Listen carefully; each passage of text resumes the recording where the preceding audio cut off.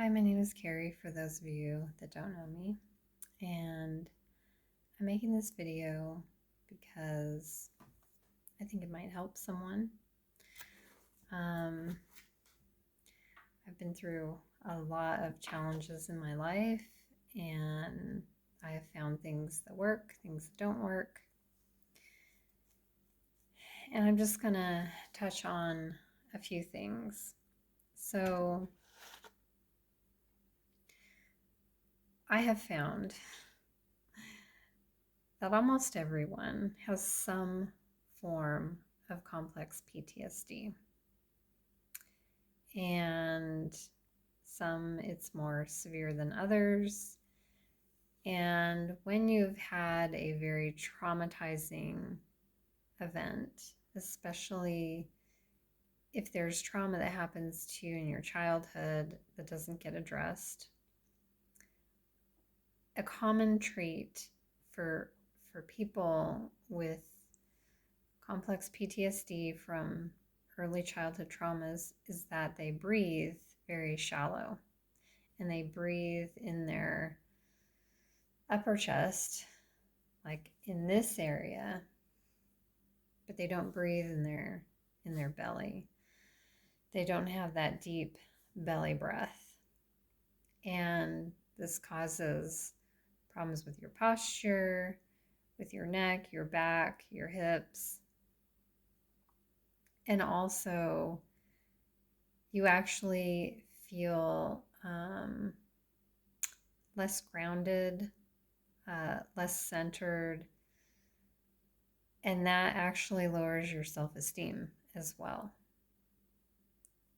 And when I get motivated, when I remember to, when I have time to, I I do some deep belly breath breathing, and I focus on my body alignment.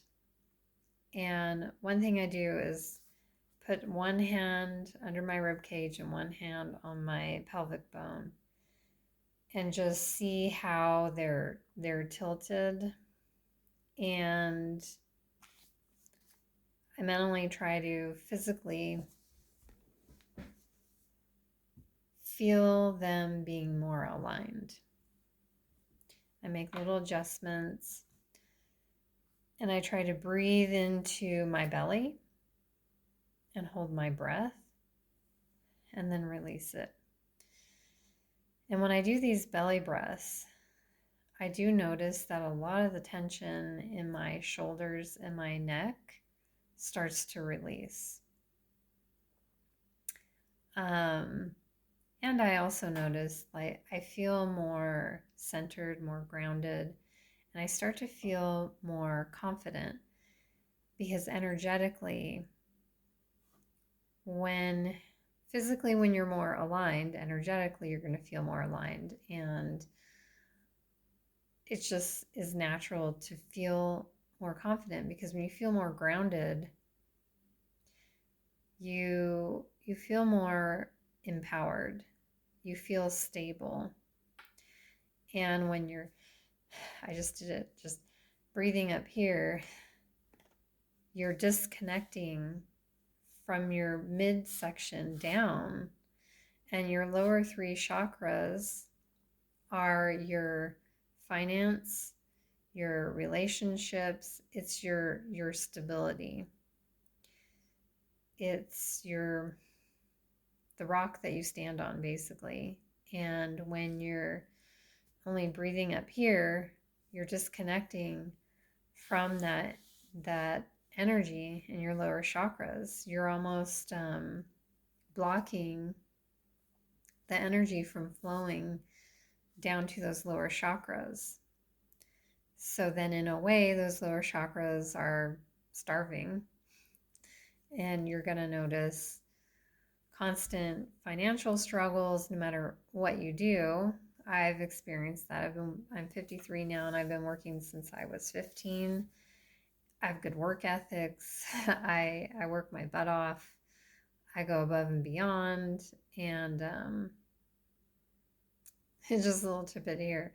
most of my life, I worked for small businesses. And I will say the majority of the small businesses I worked for, I ended up being the owner's right hand. When they wanted advice, they would come to me. When they wanted advice on what to do with business or change something in the area, or if they were having an issue with someone, they would come to me. When I went back to school and got my engineering degree and started working in big corporations, it was a completely different ball of wax. Well, I used to be a hairstylist, and I had a lot of clients complain about corporate manipulation and just the backstabbing, the sabotage. And I'm like, well, why don't you do this? They're like, I have done that. Why don't you do this? I have done that. And unfortunately, in the corporate world, HR should help you, and they don't. It's kind of like the government. um, but yeah, it's, I don't know how I got on that subject. Oh, I got on the subject because even though throughout my life I have been like the top employee, the owner's right hand, somehow, some way, something would always happen, and I would be thrown into poverty again and struggling. And in the hair industry, you're very up to unless you have the right kind of clientele, whenever the economy tanks, half your income disappears overnight. Like literally half your income disappears overnight. And in 2009, when the economy tanked, like in 2006, 7, 8, I was making a lot of money. I thought, I finally have made it. I've got a full clientele. Like, I'm turning people away. I'm making good money. Like, I can finally start putting money aside for retirement. I just finally start saving. And I was very hopeful of the future. But then 09 hit, and overnight, half my income disappeared. Even my clients that were still making money were tightening up the purse strings and not wanting to spend money because they were afraid of losing their job. So that's why part of the reason why I went back to school and studied engineering, because I wanted to be in a recession-proof career. But then I get in this career and I feel like I'm bending over backwards trying to please my supervisors and do my work, but it's like, I don't know, like not gonna, always something happened, like COVID happened, and I know the truth behind that whole thing. That'll be another episode that I will record. And I'm disappointed in my friends because I had pre-warned them what was coming and they did not listen to me. I do a lot of research. I know a lot of things that most people don't know. But back to, I want to stick to talking about people with anxiety. Well, actually, there's some benefits of maybe having your trust broken when you're a child by people who you should be able to trust. Because it does make you question, makes you question what authority is telling you. And for people that grew up in an environment where their parents were very loving, safe, their teachers were nice to them, they never had an issue with authority figures. Those are the people that don't question. They don't question the government. They don't question what big corporations are doing, and they just drink the Kool-Aid, and it can have some devastating effects. Actually, it does. It's destroying our society. But I'll talk about that in another video. But I kind of want to stick to, the breathing. And it sounds crazy to have to be mindful of how you're breathing and how your posture is. But for a lot of us with complex PTSD, with severe traumas, we tend to tighten up and we're like this because it's that fear. You're like in that freeze mode. Your body is still in that kind of frozen mode, and you're trying to function. And when you're grow up in an environment like I did, where it's constant stress, constant fear, constant like not knowing, my mom was crazy and she was really nice one minute and the next minute it was like Dr. Jekyll and Mr. Hyde. And even when she was being nice, I was tense because at any second she could just start screaming and yelling at me for no reason at all. And it was very, very stressful. And unfortunately, back then, they didn't know a lot. They didn't have a lot of good medications. Not that a lot of the medications are great now, but it has gotten a lot better. And psychology is like so much better these days than how it used to be. Um, so yeah, I know it's you got to be mindful, and it's a practice. It's a lifestyle. It's not, when you have complex PTSD and you've lived most of your life breathing shallow and breathing up here, it's not just like, okay, I'm going to spend a month or a weekend or a week retreat doing mindful breathing and getting aligned, and then I'm good. And then you stop paying attention to that. It's like exercise. You have to do it every day. And unfortunately, for those of us with complex PTSD, it is um, a daily practice that we have to do. And it can feel draining because, for those that don't have to think about it, they're just naturally breathing normal. Um, it can be exhausting, but it is very helpful. Like, even if you just spend 5 minutes a day, I have been making myself every day just stand barefoot on the dirt, breathing. And I swear to God, it's that 5 minute mark. All of a sudden, I can just feel just the heavy energy draining out my legs into my feet. And I just feel so relaxed.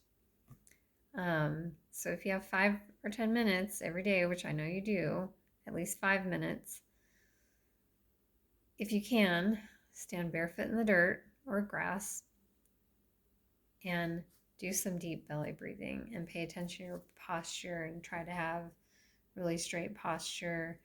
Feel in your body where it feels tight or tense and breathe into those areas. And with your mind, imagine just letting go and releasing and letting those areas relax. This is probably the most helpful thing that you can do, and it's easy. There's other things you can do, but I just want to stick with the breathing techniques for now. Breathing, stretching. But yeah, I've found it to be very helpful. And when I'm aligned, I just feel more confident.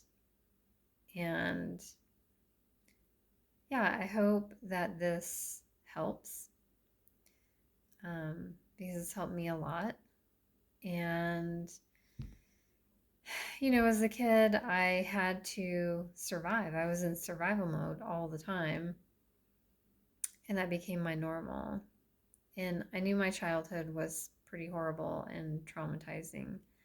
And my family completely gaslit me constantly and acted like I had this great childhood and there's just something wrong with me. So I think for a long time I didn't quite realize the level of trauma that I had and how I was in a constant state of trauma because it never got addressed. And it speeds up your vibration. So you're like you're always vibrating kind of high. So like people when you I have a friend and I could tell she's very shaky. Like you don't see her shaking, but when you feel her like hand or you put your hand on her shoulder, you can just feel her body kind of vibrating. And that comes from unresolved childhood traumas. And it becomes you get stuck in that vibrational state. And just mindful breathing, releasing and letting go really helps calm down that energy, reminding yourself that you're safe, that the world is not your parents or your family or your caregivers or whoever abused you, whoever traumatized you. That is not the world. And there's a lot of very sweet, caring, supportive people out there. And you as an adult can be sweet, caring, and supportive to yourself. And unfortunately, when we've had parents or caregivers scrutinize us, berate us, criticize us, we end up criticizing ourselves. We end up being hard on ourselves. So you got to pay attention to your thoughts. No negative thought is worth thinking. You don't need it. And that's the other thing. Not so much now, but when I was raised, there was this notion that I'm inflicting pain on you and I'm causing you suffering for your own good. Was never for our own good. And so then you have that notion that, oh, no pain, no gain. I have to be hard on myself. I have to criticize myself so that I can be better. But actually, it doesn't make you better. It actually can make you perform worse because when you're in that stress, trauma state, and you're not relaxed. And when you're not relaxed, you're not grounded, you're not centered, it's harder to think straight. And then where your attention goes, right? That's what you create. And so if you're always hard on yourself, you're going to attract circumstances in your life that cause you to say, see, you're a failure, or you need to do better, like to keep criticizing, like a reason to keep criticizing yourself.